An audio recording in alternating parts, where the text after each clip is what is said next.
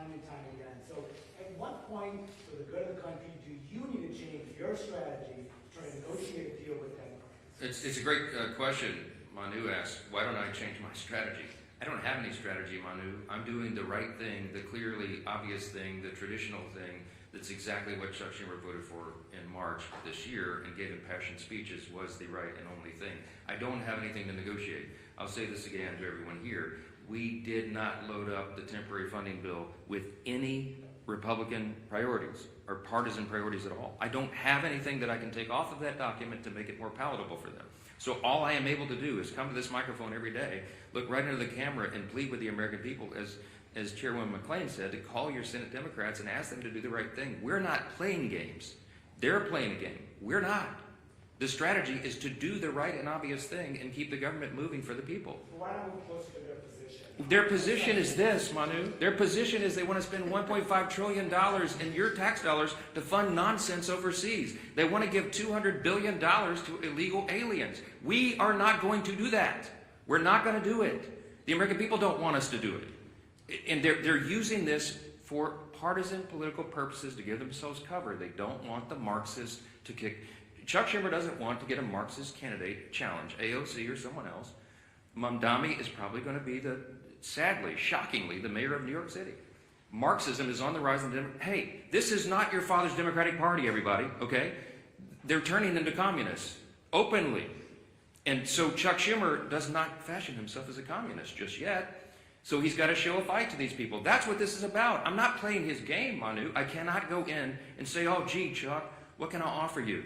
You know what? Maybe we'll just send $10 billion overseas to LGBTQ plus, initiatives in, the Horn of Africa or Malaysia or wherever you want to do that. No, we're not wasting taxpayers' dollars. Chad. Mr. Speaker, good morning. Thank you. You said last week that you would swear in Adelita Grijalva whenever she wants. She's written a letter to your office. You've not sworn her in. Yeah. I understand about pro forma sessions. Yes.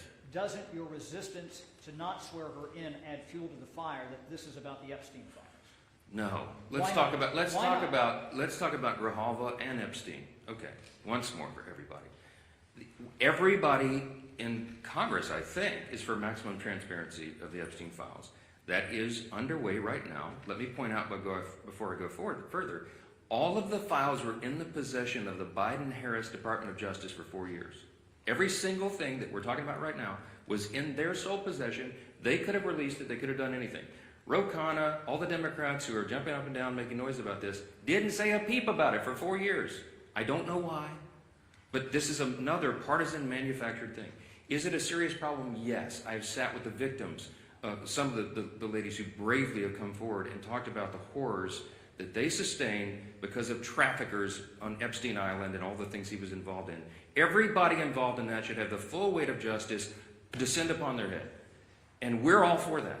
We want every single person who had anything to do with that to be exposed. But there's as many as 1,000 victims estimated. That's what the victims say. There may be 1,000 women who were made to suffer these unspeakable harms because of this. Many of them were underage at the time.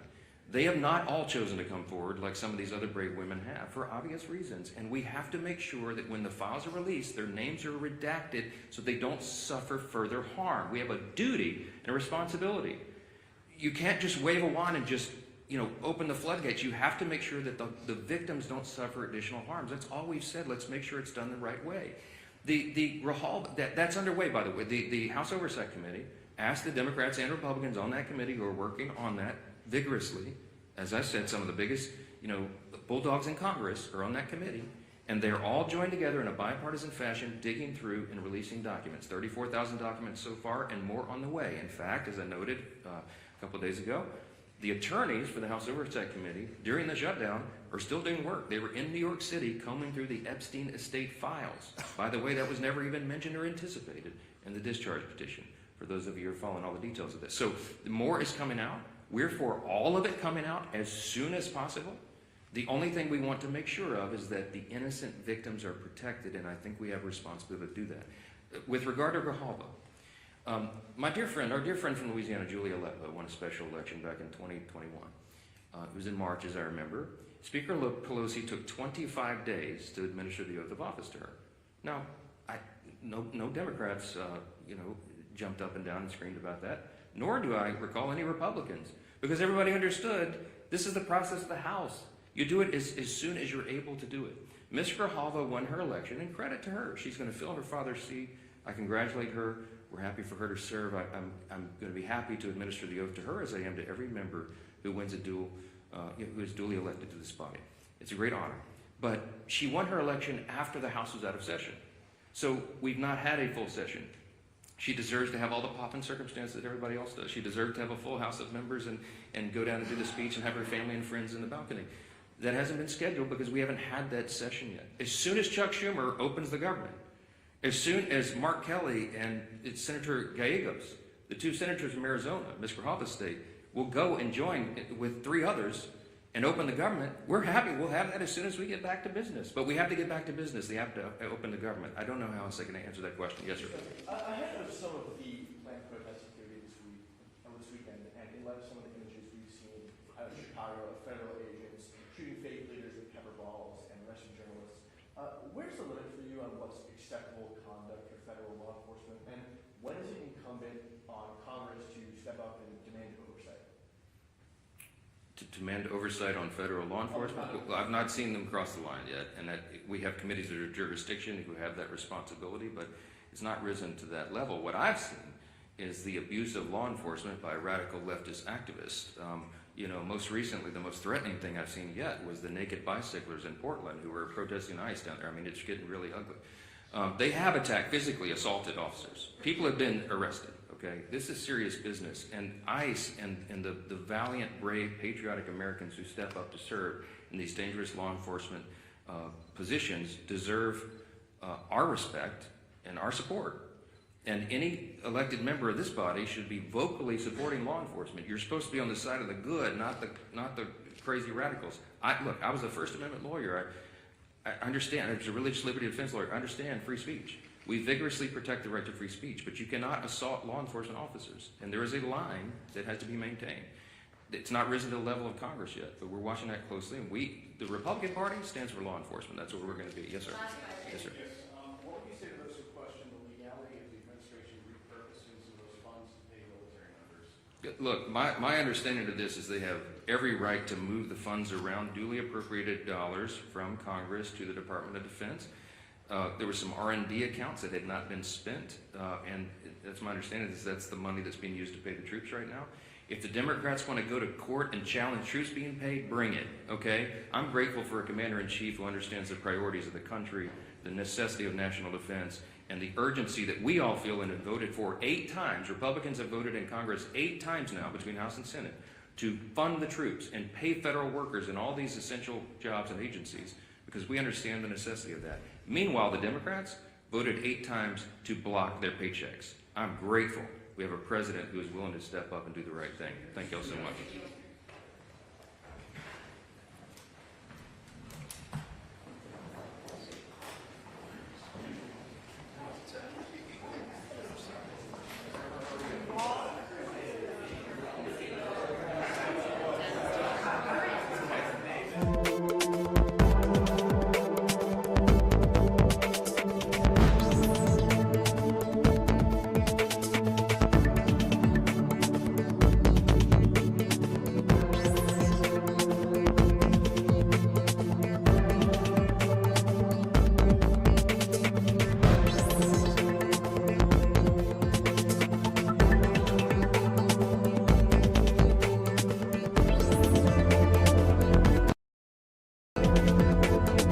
Hostages who've endured 2 years in Hamas captivity.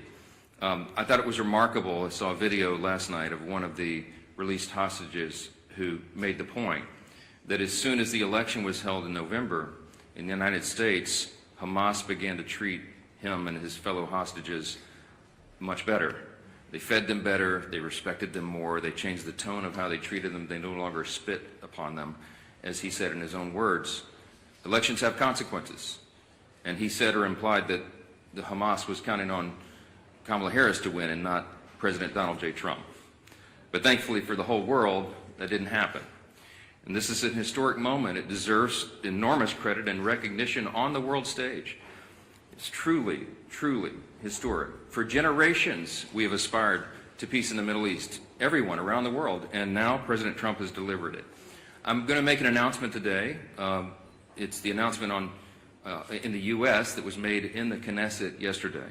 I'm proud to tell you that together with my friend Speaker Ohana of the Israeli Knesset, the equivalent of our Congress, we're going to embark upon a project together to rally speakers and presidents of parliaments around the world so that we will jointly nominate President Donald J. Trump for next year's Nobel Peace Prize.